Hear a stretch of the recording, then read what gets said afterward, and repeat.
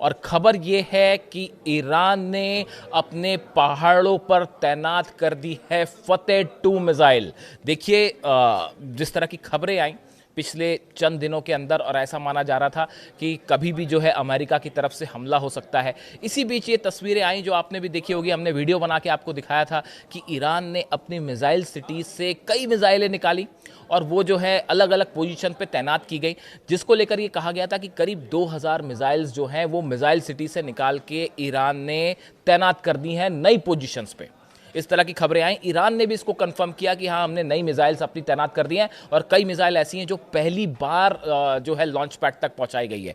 अब इसको लेकर एक बड़ी खबर आई है। बताया ये जा रहा है कि जो जाग्रोस माउंटेन है, जाग्रोस पहाड़ है ईरान का, इसके टॉप्स पर, इसके पहाड़ी इलाकों पर, काफ़ी ऊंचाइयों पर ईरान ने अपनी फतेह 2 मिसाइल्स, अपनी खुर्रम शहर मिसाइल्स और ख़ास तौर पर सेजिल मिसाइल्स, ये 3 मिसाइल्स ऐसी हैं ईरान की जो सबसे घातक मानी जाती हैं, इनको पहाड़ों पर तैनात कर दिया है। अब देखिए, पहले हम आगे बढ़ें, इन मिसाइल्स को पहाड़ों पर क्यों तैनात किया गया और इससे क्या फ़ायदा होगा ईरान को और कैसे भारी पड़ेगा ईरान, उस तक जाएंगे। लेकिन पहले ये जाग्रोस जो माउंटेन है, पर्वत श्रृंखला है, इसके बारे में थोड़ा समझना पड़ेगा। जो जाग्रोस पहाड़ हैं ये ईरान के पश्चिमी बॉर्डर पर हैं, जो इराक और तुर्की से लगते हैं, जो इसे मिसाइल और सैन्य साजो सामान छिपाने के लिए और लॉन्च करने के लिए एक आदर्श स्थान बनाते हैं। जो मिसाइल डिफेंस एक्सपर्ट्स हैं वो ये बता रहे हैं कि ये जो जाग्रोस माउंटेन्स हैं ये ईरान के पश्चिमी भाग में हैं और पश्चिमी भाग में इराक और तुर्की का जो बॉर्डर है वो इससे लगता है। आप देखिए, मैं बार बार इस बात को फोकस कर रहा था कि जो इराक का बॉर्डर है वो इराक के बॉर्डर से कई बार ऐसा हुआ कि अमेरिकी जेट्स ने अंदर बहुत करीब तक आए ईरान के बॉर्डर पे, लेकिन वापस लौट गए। उसकी एक बड़ी वजह ये बताया जा रहा है कि जो जाग्रोस माउंटेन्स हैं इनके पहाड़ों पर ईरान ने तैनात कर दी हैं अपनी मिसाइलें। देखिए, ये करीब जो माउंटेन्स हैं ये 3000 से 4000 मीटर ऊंची चोटियां हैं इसकी। 3000 से 4000 मीटर जो इसकी उसकी जो ऊंचाई है, जो इसके माउंटेन्स हैं वो करीब 4000 मीटर तक ऊंचे हैं।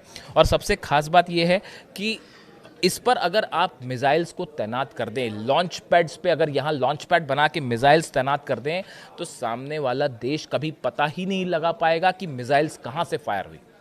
देखिए, 12 दिन की जो जंग हुई, उस जंग में इजराइल का मेन टारगेट क्या था? इजराइल का मेन टारगेट था ईरान के लॉन्च पैड्स को तबाह करना। देखिए, जो इजराइल ने अपने फाइटर जेट से हमले किए, F-35 F-16 जो इजराइल कर हमला कर रहे थे ईरान पे, उसमें 2 तरह से उसकी स्ट्रैटेजी थी। उसको हमने एनालाइज किया, मैं वॉर जो जर्नलिस्ट पढ़ता हूँ उसके बाद उसको एनालाइज किया, तो वो स्ट्रैटेजी क्या थी कि 2 तरह से जेट्स हमला कर रहे थे। एक पहले ये हो रहा था कि ईरान के जो मिसाइल बेसिस हैं, मिसाइल लॉन्च पैड्स हैं, उसको तबाह किया जाए, और दूसरे जेट्स हमला कर रहे थे। जब लॉन्च पैड तबाह जिस इलाके का हो जाता था, उस इलाके पर इजराइल के फाइटर जेट्स बमबारी कर रहे थे ताकि काउंटर ना कर सके, ईरान की मिसाइल्स जो है काउंटर ना कर पाए। इस तरह का जो है वो स्ट्रैटेजी थी। करीब 500 ऐसे लॉन्च पैड्स थे जिसको 300 से 500 जिसको टारगेट किया था इजराइल ने। ये सब के सब पहले ठीक किए गए, और ठीक ही नहीं किए गए, बताया जा रहा है कि एक्स्ट्रा 250 से 300 नए लॉन्च पैड्स तैयार कर लिए गए। यानी आप समझिए कम से कम 800 लॉन्च पैड्स ऐसे हैं जो अब टोटल ईरान ने तैयार किए, और उसमें जो नए लॉन्च पैड्स हैं वो ये जाग्रोस जो माउंटेन्स हैं इसमें तैनात की, इसमें बनाए गए हैं। अब देखिए, ये जाग्रोस माउंटेन मैंने आपको बताया 3000 से 4000 मीटर इसकी हाइट है। अब इसके बारे में एक कुछ समय पहले एक बयान आया था, ये हालांकि कुछ समय पहले का बयान है, मैं आपको पढ़ के बताऊं।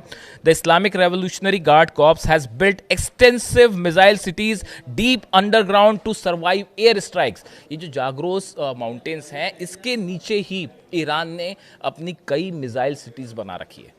1-2 नहीं, वो जो आप वीडियो देखते हैं मिसाइल सिटी का, आपको क्या लगता है कि बस वो 1 या 2 मिसाइल सिटी है ईरान के पास?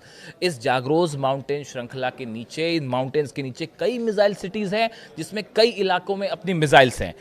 State media has showed depots buried up to 500 meter beneath the mountains. करीब 500 मीटर नीचे इस जागरोस माउंटेन्स में मिसाइल सिटीज़ हैं और वहाँ पे अपनी जो सेजिल मिसाइल, खुर्रमशहर 4 मिसाइल्स हैं वो यहाँ पे छिपा के रखी जाती हैं ताकि कोई हमला ना कर सके। Protecting thousands of ballistic missile from conventional bombardment, जो कन्वेंशनल बम्बार्डमेंट यानी जो F-35 या F-16 जेट से जो बम गिराए जाते हैं उससे ईरान की मिसाइल्स को और बेसिस को नुकसान ना हो, इसलिए उन्हें 500 मीटर ज़मीन में जागरोस माउंटेन के नीचे बनाया गया है। अब देखिए यहाँ पे किसी तरह का ग्राउंड अटैक संभव नहीं है। अगर आप कोई सोचे कि भाई हम इराक की सीमा से ग्राउंड अटैक करके ईरान पे घुस के किसी तरह का कब्जा करने की कोशिश करेंगे तो वो संभव ही नहीं है। ये ऐसा टेरेन है, ऐसी ज़मीन है ये जहाँ पे ईरान की आप सेना का मुकाबला ही नहीं कर सकते, पहली बात। दूसरी बात, अगर टॉप पे मैंने कई एक्सपर्ट से बात करने की कोशिश की कि भाई अगर ये जागरोस माउंटेन्स जो हैं इसमें अगर मिसाइल्स तैनात हो जाती हैं इसकी अलग अलग चोटियों पे या बेहद हाइट पे, देखिए 3,000 से 4,000 मीटर काफ़ी बड़ी ऊंचाई होती है। वहाँ से जब आप अगर मिसाइल लॉन्च करेंगे तो दो चीज़ें, पहली चीज़ सामने वाला देश जो है वो आपकी मिसाइल्स को लोकेट नहीं कर पाएगा। अगर आपने अपने S-400 डिफेंस सिस्टम इन पहाड़ों पर लगा दिए तो देखिए जो हमले फाइटर जेट्स इराक से एंटर करने की कोशिश करेंगे, F-35 हो, F-16 हो, वो सब के सब खतरे में, सब के सब खतरे में। अगर आपने पहाड़ों पे लगा दिया, ऊंचाइयों पर S-400 लगा दिया और आपको दुश्मन देश उसकी लोकेशन ही नहीं पता कर पाएगा, पहाड़ों में दर्रे ऐसे हैं, खाई ऐसी है कि आप उसको लोकेट ही नहीं कर पाएंगे और सीधा टारगेट S-400 का F-35 F-16 जेट्स। तो इसलिए पहली बात तो ये कि डिफेंस सिस्टम जो है वो ईरान का अपर हैंड हो जाता है अगर इस पर लगा दिया जाए। दूसरा, इससे मिसाइल्स अगर फतेह 2 या सेजिल जैसी मिसाइल्स फायर की जाएँ तो अमेरिकन बेसिस को टारगेट करना और आसान हो जाएगा और वो ज़्यादा डेडली अटैक कर पाएंगी। इसीलिए ये मान के चल रहे हैं एक्सपर्ट की जो जागरोस माउंटेन्स हैं इस पे पहाड़ों पर मिसाइल तैनात करना, इस पे जो है डिफेंस सिस्टम्स की मिसाइल्स तैनात करना, ये एक स्ट्रैटेजिक मूव है जिसने ईरान पर हमले को बेहद मुश्किल कर दिया है। शायद यही वजह है कि एयरक्राफ्ट करियर अब्राहम लिंकन आया और ये भी इस तरह की खबरें आई कि इस बार अगर अमेरिका अटैक करता है तो वो सबमरीन से हो सकता है और टॉम हॉक मिसाइल्स जो हैं उससे अटैक हो सकता है बजाय जॉर्डन से एयर स्ट्राइक करने के या अल उदैद बेस से या इराक के किसी बेस से अटैक करने के। तो यही वजह है कि इस बार ये खबरें आई कि नेवी से अटैक हो सकता है। तो देखिए इसी बीच अब ये खबरें आना कि ईरान ने अपनी मिसाइल्स को इस माउंटेन्स पर तैनात कर दिया है, ये एक बड़ी चुनौती साबित हो सकता है न सिर्फ अमेरिका के लिए बल्कि इजराइल के लिए भी। और अगर नए लॉन्च पैड्स तैयार हैं जैसी कि खबरें हैं तो इस बार ईरान का पलटवार ज़बरदस्त होगा। इससे जुड़ा जो भी अपडेट होगा मैं आप तक पहुंचाऊंगा। Thank you so much.